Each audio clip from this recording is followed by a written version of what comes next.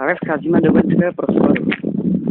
Za chvilku uvidíte pomník psa, který tady sloužil, hlídal a jsou tady i pilíře na závodu. Tady byl plot.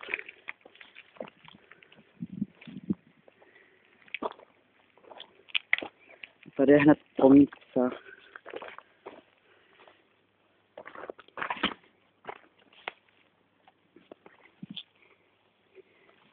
Jmenoval se Athos.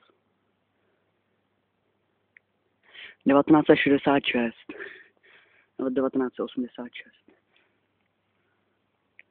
Není to čitelný. Zde v prostoru se nachází dva betonové bunkry.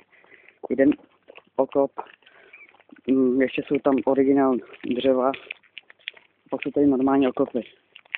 A vypadá, že tady byl jeden bunkr ze dřeva a ten se dávno zřítil.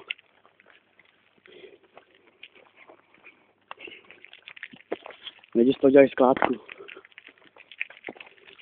První bunkr vidíme. Já tak nebudu kouknout, bude až ve druhém díle. Vnitřek bunkru. Jak vidíte, jak je do půlky zakopaný.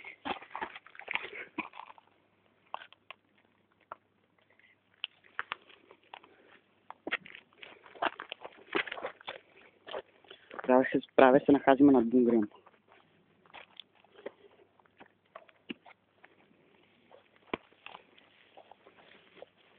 Jsou tady betonové schody.